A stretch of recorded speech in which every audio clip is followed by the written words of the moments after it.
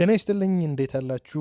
ብሩኖ ጊማራይሽ ወደ አርሰናል መዘዋወሩ ይፋ ተደርጓል። አርሰናል ተጫዋቹን ማስፈረሙንም እንዲሁ ይፋ አድርጓል። በትላንትናው ዕለት 75 ሚሊዮን ፓውንድ አስፈርሟል። ለመሆኑ አርሰናል ይህንን ተጫዋች እንዴት ይጠቀመዋል የሚለው ጉዳይ እንደዚሁ ይጠበቃል። በተለይ ከራይስ ጋር የሚያደርጉት ጥምረት እንደዚሁ ይህንን ጉዳይ እያነሳን እንቆያለን። ብሩኖስ ከፊርማው በኋላ ምን አለ የሚሉትን ጉዳዮች እናነሳለን። በኒውካስል የነበረው ሚና ይታወቃል። በ6 እና በ8 ቁጥር ሚና አርሰናል ላይ ምን አይነት ተጽዕኖ ይፈጥራል የሚለው እንደዚሁ እያነሳን ቆይታ እናደርጋለን። አብራችሁን እንድትቆዩ እንጋብዛለን። እንግዲህ አርሰናል በ75 ሚሊዮን ፓውንድ ይህንን ተጫዋች አስፈርሟል። 28 ዓመት ሆኖ ላለፉት ረዘም ላሉ ጊዜያት ይህንን ተጫዋች ለማስፈረም አርሰናል የተለያዩ ጥረቶችን ሲያደርግ እንደነበር ይታወቃል። በተለይ በአማካይ ስፍራ ላይ በተለይ በገበያው ላይ ካሉ ተጫዋቾች መካከል የላቀ ብቃት ያለው ተጫዋች እንደሆነ እንደዚሁ ይታወቃል። ብሩኖ ጊማራይሽ እና ወደ አርሰናል መሄዱ በይፋ ተረጋግጧል። ስፖርቲንግ ዳይሬክተሩ አንድሪያ ቤርታ በጣም ለረዥም ጊዜ ሲያነጋግሩት እንደነበር እንደዚሁ ይፋ ተደርጓል እና አሁን በየትኛው ቦታ ላይ ይጫወታል የሚለው ለአርሰናል በተለይ በጣም ወሳኝ ነው። ባለፈው የውድድር ዘመን እንግዲህ ማርቲን ዙቢሜንዲ በሊጉ ላይ በተለይ በአቋም መውረድ ለአርሰናል በጣም አስቸጋሪ ሁኔታን ሲፈጠር እንደነበር ተመልክተናል። በተለይ አርሰናል እዛ ቦታ ላይ የሚጫወት ተጫዋች አቶ ራይስ ብቻ ነበር። ራይስ ባለፈው የውድድር ዘመን ወደ 4000 የሚጠጋ ደቂቃን ተጫውቷል። እሱ ላይ በጣም ጫና እንደነበር ተመልክተናል። ማርቲን ዙቢሜንዲ ደግሞ በአቋም መውረድ ምክንያት እንደተጠበቀው ባለፈው የውድድር ዘመን በተጠናቀቀው ማለት ነው ስኬታማ መሆን አልቻለም እና ይሄ ተጫዋች መምጣቱ ለአርሰናል በጣም ትልቅ ሚና ይሆናል። እንደውም አንዳንድ ጊዜ ሉዊስ ስኬሊን በአማካይ ተከላካይ ስፍራ ላይ ሲያጫውተው እንደነበርም እናውቃለን። አርቴታ አሁን በ6 ነው በ8 ቁጥር ሚና ነው የሚጫወተው ብሩኖ ጊማራይሽ የሚለው በጣም ተጠባቂ ነው። ብሩኖ እንግዲህ ከሳጥን ሳጥን አማካይ ላይ መጫወት እንደሚመርጥ ይገልጻል። እሱ ለቡድን ጥቅም ሲል በተለይ ደግሞ በአማካኝ ተከላካይ ስፍራ ላይ በከፍተኛ ብቃት ግን መጫወት እንደሚችል ይገልጻል። በኒውካስል ቤት በሳንድሮ ቶናሊ ጋር ነበር የሚጣመረው እና ቶናሊ የ6 ቦታን ሲይዝ ብሩኖ ወደ 8 ተሸጋግሮ ተጫውቷል። ይሄ ደግሞ በበርካታ ቦታዎች ላይ የመጫወት ብቃቱን በተለይ በአርሰናልን በታክቲክ ረገድ ብዙ አማራጮች የሚሰጡት አይነት አማካይ ይሆናል። ለየትኛው ሁኔታ በየትኛው መልኩ አርቴታ ይጠቀመዋል የሚለው በጣም ወሳኝ ይመስለኛል። ባለፈው የውድድር ዘመን ቅድም ባነሳሁት መልኩ አርሰናል በተለይ በአማካይ ተከላካይ ስፍራ ላይ ራይስ ነበር ጎልቶ የወጣው እና ይሄ ተጫዋች መምጣቱ ለምሳሌ በ4-2-3-1 የጨዋታ አቀራረብ ላይ አርሰናል ይህንን ያጫወት ስልት የሚተገብር ከሆነ በደብል ፒቮት የሚጫወት ከሆነ ብሩኖን ከዴክለር ራይስ ጋር ማጣመር ይችላል እና እነዚህ ተጫዋቾች ደግሞ በተለይ ከሳጥን ሳጥን የሚያደርጓቸው የጨዋታ እንቅስቃሴዎች በጣም ይጠበቃሉ። በእንዲህ አይነት በአንዳንድ ጨዋታዎች ላይ ዴክለር ራይስን እንደውም በአድቫንስድ 8 ቁጥር ሚና ስንመለከተው እንደነበር ይታወቃል እና አሁን ይሄ ተጫዋች መምጣቱ አንዱ ጥቅሙ ምንድን ነው?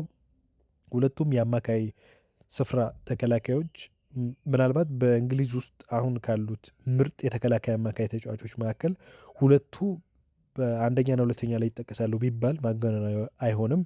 ሞይሰስ ካይሴዶ በቼልሲ ቤት እንዳለ ይታወቃል። ሮድሪ እንዲሁ ወደ ባርሳ ላይ ያመራ ጥቂት ጊዜ ይቀረዋል ይባላል። ግን በአማካይ ተከላካይ ስፍራ ላይ ካሉ ተጫዋቾች መካከል እነዚህ ተጫዋቾች ግንባር ቀደም ናቸው ቢባል የተሳሳተ አይሆንም በእኔ ግምት እና ሁለቱ አንድ ላይ መጣመራቸው ምን ይሰጣል? በተለይ ባለፈው የውድድር ዘመን ማርቲን ኦዴጋርድ በ10 ቁጥር ሚና ላይ በነፃነት በተለይ ወይም ደግሞ ከሱ ውጭ ኤቨሪቺ ኤዜ በ10 ቁጥር ሚና ላይ ያለምንም ከልካይ በነፃነት እንዲጫወቱ እድል ይሰጣቸዋል። አርሰናል ምናልባት የአማካይ ክፍሉ ዳይናሚክ እንዲሆን በጣም በጥሩ ሁኔታ እንዲጫወቱ የሚያስችላቸው ነው የጊማራይሽ መፈረም። ሌላኛው ሁኔታ ደግሞ ምናልባት እንደየጨዋታዎቹ የሚቀያየር ቢሆንም ሊሰጠው የሚችለው ሌላኛው የታክቲክ አማራጭ ለምሳሌ አካላዊ የሆነ ቡድንን በአማካይ ስፍራ ላይ መበለጥ የማይፈልግ ቡድንን የሚገጥሙ ከሆነ ለምሳሌ እንደ ፓሪስ ሳን ጀርማ ያሉ በጣም ጥሩ አማካዮች ያሏቸው ቡድኖችን በአውሮፓ መድረክ መግጠም ቢፈልጉ ምናልባት ሚኬል አርቴታ የክፍሉን በአካላዊ ጥንካሬ ላይ ማድረግ ከፈለገ ብሩኖን ዙቢሜንዲንና ራይስን ማጣመር ይችላል እና ይሄ ደግሞ በተለይ 3 የአማካይ ተከላካይ ስፍራ ተጫዋቾችን የሚያጣምር በመሆኑ ለቡድኑ ሶሊዲቲ በደንብ ይሰጠዋል። አርሰናል ባለፈው የውድድር ዘመን ጠንካራ የተከላካይ መስመር የገነባ ቡድን እንደሆነ ተመልክተናል እና የዚህ ተጫዋች መፈረም ደግሞ ሌላኛው እንደዚሁ ዳይናሚክ የሆነ አካሄድን የሚሰጠው ይመስለኛል። እንግዲህ ብሩኖ በ153 የፕሪሚየር ሊግ ጨዋታዎች 30 ግቦችን አስቆጥረዋል። 25 ለግብ የሚሆኑ ኳሶችን አመቻችቶ አቀብሏል። ድንቅ የውድድር ዓመትን አሳልፏል ማለት ይቻላል። እንግዲህ ባለፈው ዓመት የዴክለር ራይስን ጫና እንደዚሁ ይቀንሳል ተብሎ ይጠበቃል። ከዛ ባሻገር ደግሞ ኖርጋርድ ወደ ኤቨርተን ሄዷል እና ዋኔሪ እና ፋቢዮ ቬራ ተመልሰዋል። ምናልባት ለሉዊስ ስኬሊ ጥሩ ላይሆን ይችላል። ወጣቱ ተጫዋች እንግዲህ የብሩኖ መምጣትን ተከትሎ የመሰለፍ እድሉን ሊቀንሰው የሚችልበት እድል አለ። አርሰናል እንግዲህ ዘንድሮ የፔፕ ጋርዲዮላ አለመኖርን ተከትሎ የበላይነቱን ይወስዳል ተብሎ ይጠበቃል። አብዛኞቹ የሊግ አሰልጣኞች አዲስ ናቸው። ሊቨርፑል ገና ግንባታ ላይ ሊሆን የሚችል ክለብ ነው። ቼልሲ በወዳጅነት ጨዋታዎች እንደውም እንደዚህ እየተሸነፈ ነው።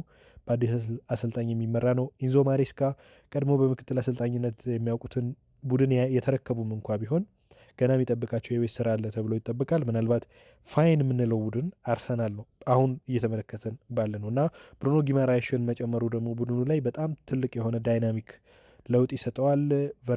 ቨርሳታይል የሆነ በ8 ቁጥር ሚና መጫወት የሚችል ተጫዋች በመሆኑ ለአርሰናል ሌላ እድል ይሰጣል።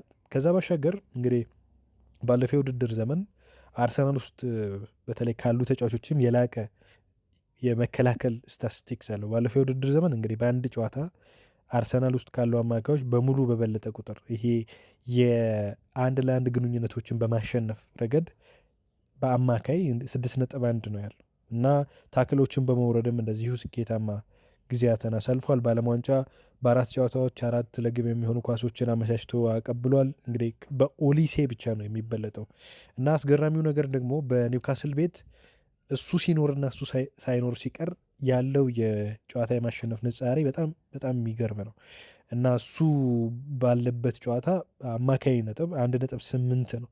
ኒውካስል ብሩኖ በሌለበት 16 ጨዋታዎች ማሸነፍ የቻለው 2 ጨዋታዎችን ብቻ ነው እና በጨዋታ የሚያገኙት አማካይ ነጥብም ከ1.8 ወደ 0.7 እንደዚሁ እንትን ይላል ይወርዳል እና እንዴት አይነት ወሳኝ ተጫዋች እንደሆነ በዚህ በተለይ በቁጥሩ መለየት እንችላለን። እንግዲህ ከሜዳ ውጭም ይህ ተጫዋች በጣም አስገራሚ እንትኖች ያሉት ነው። በተለይ 39 ቁጥር እንደሚለብስ ይታወቃል። አሁንም የሚለብሰው 39 ቁጥር ነው። እንግዲህ ብሩኖ በኒውካስልም ሆነ በሌሎች ክለቦች ይጫወት በነበረ ጊዜ እንግዲህ አባቱ በሪዮ ዴ ጄኔሮ ለብዙ ዓመታት ታክሲ ያሽከረክሩ ነበር እና የነዱት የነበረው ታክሲ መለያ ቁጥሩ 039 ነበር እና ለዛ ነው 39 ቁጥር አሁንም የሚያደርገው እየተባለ ይነገራል። ወደ እንግሊዝ ከመጣ በኋላ ደግሞ በፈጣን የቋንቋ የመማር ክህሎቱ ይታወቃል እና በ2 ወራት ውስጥ ጊዜ ውስጥ ነው እንግሊዝኛን አቀላጥፎ ሲናገር የነበረው እና ይሄ ተጫዋች በጣም ድንቅ ተጫዋች ነው።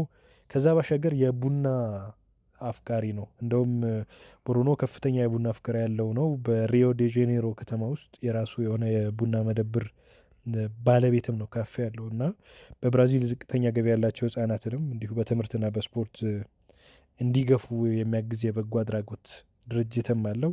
2 ልጆችም አሉት። ከሜዳ ውጭም ያለው ካራክተሩ በጣም የሚገርም ነው። ብሩኖ ጊማራይሽ እንግዲህ ከፊርማው በኋላ የሚያነሳው ምንድን ነው? በተለይ አርሰናል ትክክለኛው ማሳካት የሚፈልጋቸውን ነገሮች ለማሳካት ትክክለኛው ቤት ነው። እንግዲህ ተዋጊያችሁ ነኝ፣ ለእናንተ ስል እዋደቃለሁ የሚል ሀሳቡን አኑረዋል። ብሩኖ ጊማራይሽ ለአርሰናል በጣም ትልቅ የማጥቃት አማራጭ፣ የሁለገብነቱ ደግሞ ለቡድኑ ትልቅ የሆነ አማራጭ ይሰጠዋል ተብሎ ይታሰባል። የኮከብ ስፖርት ቤተሰቦች ለዛሬ ያዝነው ስፖርታዊ ጉዳይ ይህንን ይመስላል። መልካም ጊዜ ይሁንላችሁ።